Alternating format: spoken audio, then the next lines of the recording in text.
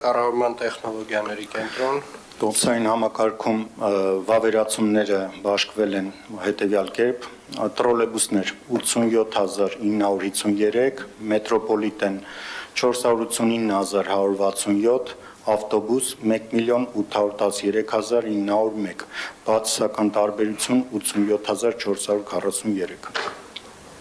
Շնորհակալ եմ, Մանուկյան հարգելի գործընկերներ, թղթային տարբերակով QR կոդերի, այսպես ասած, վերացումը պետք է ապահովենք այս ամառվա ընթացքում, հետևաբար թելսելի մեր գործընկերների հետ հասկացեք,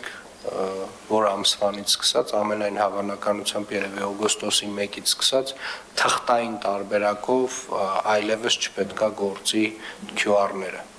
Խնդիրներից մեկը մեր նաև դա է։ Չմոռանաք հավանել տեսանյութը և բաժանորդագրվել Civic AM-ի YouTube-յան էջին։